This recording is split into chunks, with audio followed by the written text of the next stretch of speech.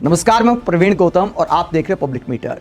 दोस्तों, एक कहावत है, कई लोगों की सोच ऐसी होती है कि अपनी एक आंख फूटे तो फूटे, पड़ोसी की दो फूटनी चाहिए। क्या हमारे जो पत्रकार हैं, कई या यूं कह सकते हैं ट्रोलर्स नुमा पत्रकार हैं, क्या उनकी सोच ऐसी है? और ऐसी सोच वालों को आम आदमी पार्टी के सांसद संजय सिंह ने क्या खरी खरी सुनाई है?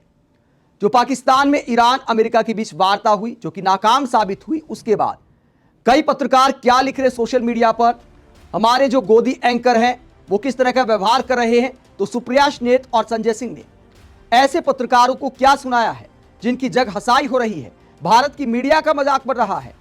और ऐसे दिन आ गए हैं कि विदेशी मेहमान आते हैं और हमारे टीवी चैनलों को उन्हीं के प्लेटफॉर्म पर सुनाकर चले जाते हैं कि आप तो बच्चों की तरह पत्रकारिता कर रहे हैं, आपको अच्छे टीचर्स की जरूरत है, आप जिस तरह का व्यवहार कर रहे हैं वो शर्मनाक है। एक टीवी चैनल पर अमेरिका के एक डिप्लोमेट ने सुना दिया था कि दुनिया चाहती है कि शांति वार्ता सफल हो क्योंकि दुनिया के हक में है, लेकिन हमारे यहां के कुछ एंकर इस तरह दिखा रहे थे मानो वो चाहते ही नहीं कि शांति वार्ता सफल हो, और शांति वार्ता सफल होने की कामना करने वालों का मजाक उड़ा रहे थे, उन्हें पाकिस्तान प्रेमी बता रहे थे।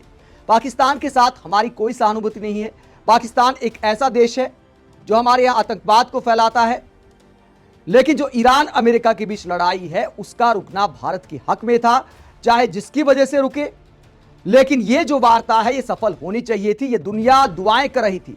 जो भी लोग इंसानियत में यकीन रखते हैं, जो लोग चाहते हैं कि आम जनता परेशान ना हो, दुनिया परेशान ना हो, लोगों की रोजी रोटी चलती रहे, हर कोई ऐसा शख्स चाहता था कि ये वार्ता हर हाल में सफल होनी चाहिए। लेकिन हमारे यहाँ के कुछ पत्रकार क्या कर रहे थे, उससे पहले बात करते वार्ता में क्या निकलकर सामने आया। अमेरिका के उपराष्ट्रपति उन्होंने ऐलान किया कि देखिए, अच्छी बात है कि हमने 21 घंटे बातचीत की ईरान के साथ, लेकिन बुरी बात यह है कि उसमें कोई समाधान नहीं निकल पाया। हम अपना बेस्ट ऑफर ईरान को दे चुके हैं और अब वापस जा रहे हैं, तो कोई डील नहीं हुई ईरान और अमेरिका के बीच। उसके बाद ये सवाल खड़ा हो गया है कि क्या एक बार फिर युद्ध की शुरुआत हो सकती है, और अगर युद्ध की शुरुआत होती है तो दुनिया के लिए यह भयावह साबित हो सकता है। ऊर्जा संकट भारत में भी खड़ा हो सकता है। वरिष्ठ पत्रकार मधुरेंद्र कुमार इसे लेकर क्या कहते हैं कि कहां पर मामला अटका। मधुरेंद्र कुमार जो कि युद्ध कवर करते हैं बहुत सारे और वरिष्ठ पत्रकार है, वो कहते हैं यूएस ईरान वार्ता क्यों विफल हुई। अल अरबी अल जादिद की रिपोर्ट के मुताबिक अमेरिका ईरान वार्ता 3 बड़े मुद्दों की वजह से पटरी से उतर गई। लेबनान विवाद, ईरान चाहता था कि लेबनान और हिजबुल्लाह को समझौते में शामिल किया जाए, जबकि अमेरिका इसे अलग रखना चाहता था। इजराइल लगातार लेबनान पर अटैक कर रहा है, जिसकी ईरान ने मुखालफत की है।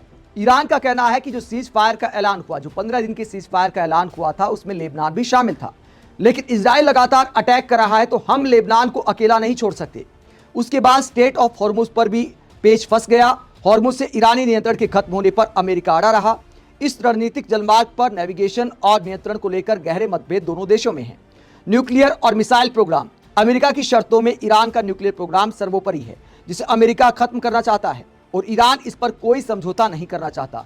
तो यह खुलासा किया है वरिष्ठ पत्रकार मधुरेंद्र कुमार ने कि ईरान ने आंख में आंख डालकर बात की कि हम अपने हितों से समझौता नहीं करेंगे। अब देखना यह होगा कि घर वापस जाने के बाद और नेताओं से बातचीत के बाद ईरान क्या फैसला लेता है। दुनिया ये चाहती है कि दोबारा युद्ध की शुरुआत ना हो, दोबारा वैसी बमबारी ना हो, क्योंकि दुनिया में बड़ा आर्थिक संकट आ सकता है।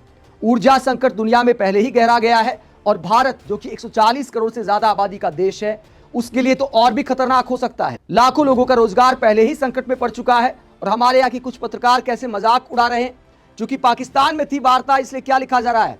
जब पाकिस्तान में इस्लामाबाद टॉक्स के बोर्ड उतरने लगे तो हर्षवर्धन त्रिपाठी मजाक उड़ाते हुए कहते और इस्लामाबाद टॉक्स हो गई।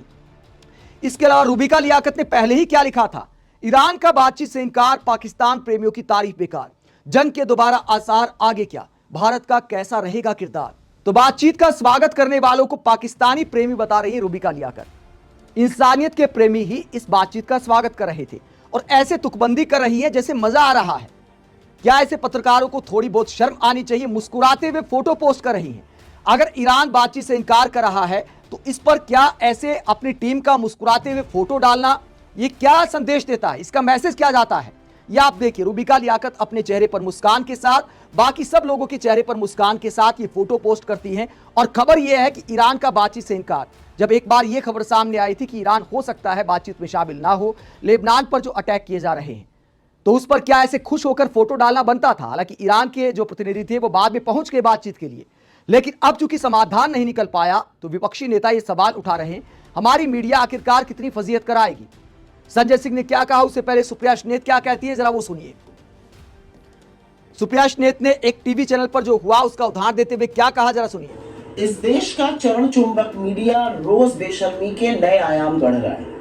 इनके शोज पर विदेशी मेहमान आकर इनको स्कूल के बच्चों की तरह झड़क रहे हैं। इन्हीं के शोज पर बैठकर कमेंटेटर्स और तमाम मेहमान इनके फैलाई हुई फेक न्यूज का पर्दाफाश कर रहे हैं, लेकिन उसके बावजूद भी ये पाकिस्तान के प्रति अपनी मोहब्बत को बेचारे छोड़ ही नहीं पा रहे हैं। रोज शाम को मजमा लगता है, रोज शाम को शोज होते हैं, बॉर्डर उस पार से लोगों को बुलाया जाता है, भारत के खिलाफ जहर उगलवाया जाता है, भारत का अपमान करवाया जाता है, उनको प्लेटफॉर्म दिया जाता है कि वो भारत का तिरस्कार करके चले जाएं। तो अगली बार जब ये गोदी गिद्ध राष्ट्रवाद पर ज्ञान बांटे या एंटी नेशनल का सर्टिफिकेट दें तो एक बात याद रखिएगा, इनका देश से कोई लेना देना नहीं है। ये नरेंद्र मोदी जी के चरण चुंबक है, पत्रकार के वेश में असल में ये पाकिस्तान परस्त ढोंगी है।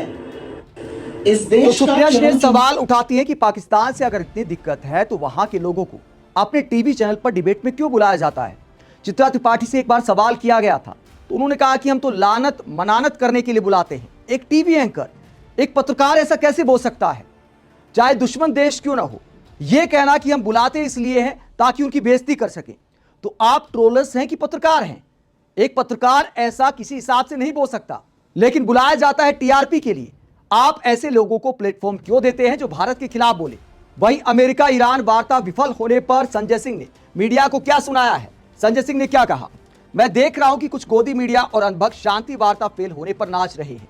इस युद्ध से दुनिया भर में तबाही हो रही है, छोटे छोटे बच्चों की मौत हो रही है, भारत महंगाई से परेशान है, नफरती गोदी मीडिया नाच रहा है। चुनाव के बाद जब महंगाई और बढ़ेगी तो थाली बजाकर नाचना गोदियों।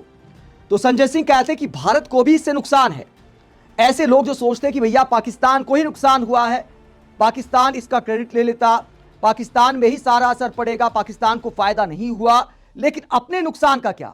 इसलिए शुरुआत में मैंने कहा कि अपनी एक आंख फूटे तो फूटे, पड़ोसी की दो फूटनी चाहिए। ऐसे लोगों की सोच इसी बात को दिखाती है। हालांकि इस मामले में कहावत पूरी तरह फिट भी नहीं बैठती।